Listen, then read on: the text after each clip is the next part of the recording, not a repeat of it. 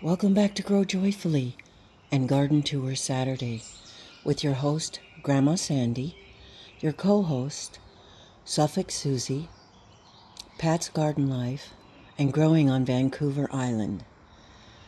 Well, this week I am home in my own garden, so it's a joy to be here and to be filming this Garden Tour Saturday. We're going to have a really good day, so let's get started. It's 7 o'clock in the morning. Everything smells fresh and new and beautiful. The birds are chirping. Everything is just so lovely. I've got my herbal tea, and I would like to go around and take a look at things. As usual, we've got a lot of weeding to do, especially since we've been gone for 9 days.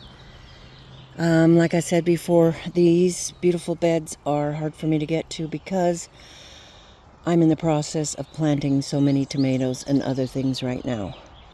We're going to stop and literally smell the roses as they climb over this poor old beat-up arbor that we are going to fix this year.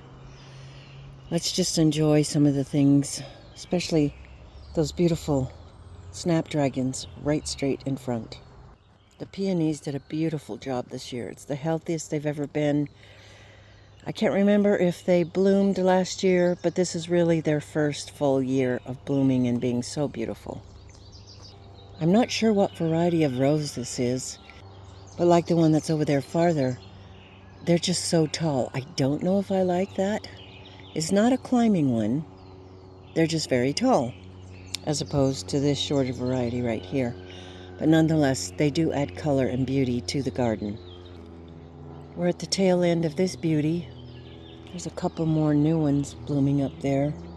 I love to have it growing up over this arbor too. Here's the clematis that I call white, although it does have a faint purple tint to it. It did grow some beautiful flowers this year. Of course, not as many because we pruned it back hard last year.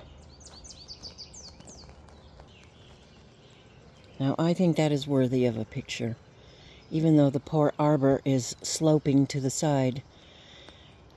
Like I said, we're going to get it fixed.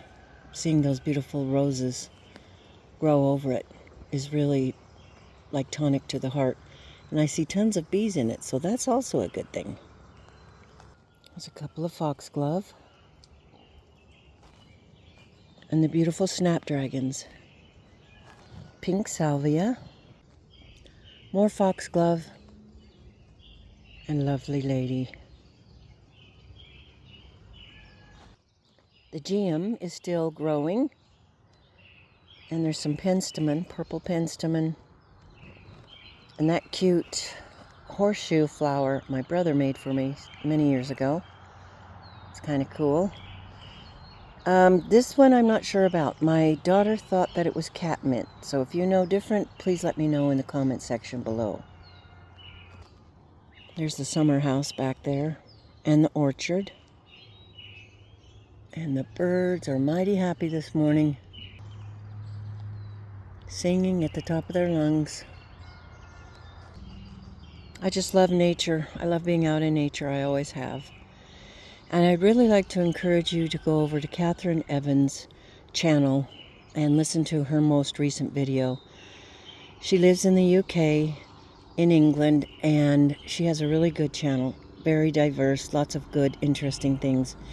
But she's also an advocate for the environment, and she has recently gotten a letter back from her local government official, her representative, and she has emailed her about the additive that they want to put in milk and feed cows to hold down methane emissions. It is all such a put-up farce. Please look into it. Please help to fight this kind of thing. You just have to follow the money and see who's backing it and who the money's going to be going to. Additives to anything you really need to question. Just question it. It's not good. We don't need to have additives. And methane is not a problem in this country or any country or the world. If you listen to Catherine, she gives a very well-researched and presented argument against the additive that they are going to try to put in milk by way of feeding it through the cows. Yeah. So I encourage you to go look at her video and really think about it and research it. It's very good to question what is the motivation that these government officials have for doing what they do. So please question it. It's not a good thing. So I just want to give a shout out to her channel. This is a very, very lovely, shall we say, vigorous rose. I love the size of the roses. It's got to be a tea rose of some sort. You know, it's really hard to remember every variety throughout the garden of what it is. I'm doing pretty good with it, but some of the things get away from me, especially if they're new things. But this variety, I'm not sure what it is, but it smells like heaven, and it looks like it too. The Rose of Sharon is coming back a little better this year. It didn't do well during the winter, so we're hoping that it's going to do well and it's going to live. Look at the color on that rose. Just breathtaking. I am absolutely going to stop and smell the roses every morning. That's what I look forward to. That's what motivates me. That's what gets me out of bed. What motivates you? Let me know down in the comments below. This is the little bed that I planted before we left. Some of the tags have been knocked down. The weeds are coming up. But I also have some radishes that are coming up too. I really wanted to try to grow a watermelon here. I'm going to train it to go that direction. I just wanted to see how well it did in a bed because I haven't really... Well, I guess last year I did try watermelon over there. And I'm never, ever successful at growing melons. It's terrible. I'm not sure what I do. But Natalie at Finding Joy in the Journey has fabulous success with it. So I love to watch her videos and see how well she does. I harvested the chamomile yesterday. And I planted more seeds. I propped up the fencing on this bed because the beans are starting to grow up and so are the cucumbers. But as you see, there's a lot of open dirt there. And that's just an invitation to my cats. So I got to keep things covered. The herbs over there look very nice. This bed was so thirsty when I came back that it was almost dead. And it is recovering beautifully. There's a cabbage there on the end. Over there up against the wood, there's some dragon tongue beans coming up beautifully. I had to replant the top crop beans. I've had to replant several beans this year. They either don't come up or they've come up and they've been eaten off. So yeah, that's kind of irritating. The peas are filling out a little more. A lot of them are snap peas. I do believe I get to experience the first pea of the year right now. So even though I planted these back in April, on June 7th, I'm finally getting some peas. So exciting. They're really tiny still, but that's when they're so sweet. I had to replant the scarlet runner beans. Not one of them came up, and it was over 3 weeks.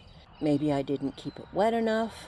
Maybe the seeds were too old. I don't think so, because I think they were about 2 years old at most. But nonetheless, we replanted, and then I put some rattlesnake beans over here. They're green beans with purple streaks, and they're really nice to eat too. When you boil them, of course, they just go to green. All that pretty color goes away, but they have a lovely flavor. I planted out my sweet banana pepper. That's the only one that survived the whole germination growing process. They take so long. So I have a lot of hopes pinned on that little fella. And if it doesn't grow, well, I either don't get sweet banana peppers or I go to the store and buy a plant. I'm still so sad about my poor strawberries. but it is what it is. I put some lettuce over there in that container, I think a little bit there.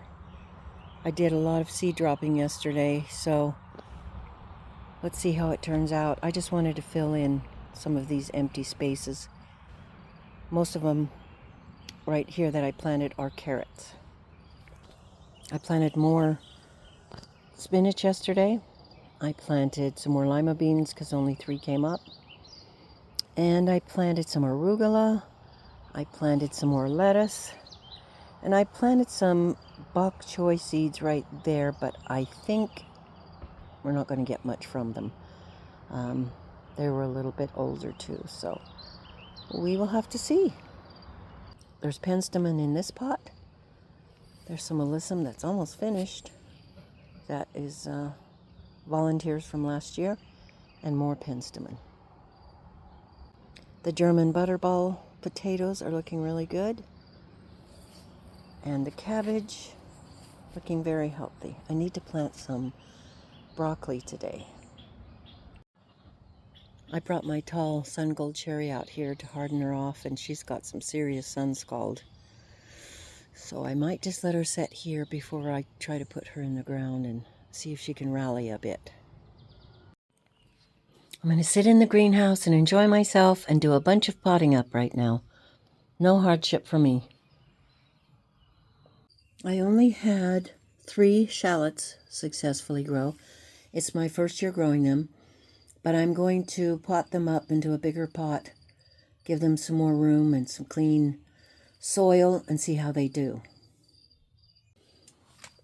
I have a baggie here that I keep the packages in where I've used the seeds, and I need to reorder them. So this way, during the winter, I can go through them and make notes and jot down what varieties I need to order again. So I kind of like doing that. Only done that a year or 2, but it seems to really be working.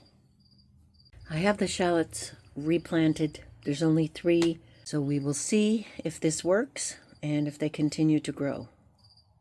What a wonderful day we've had. It got hot really fast, but it's been a good day and we've got a lot done. I hope you're making lots of progress in your gardens and enjoying them every step of the way. Thanks for stopping by, and we'll see you on the next video.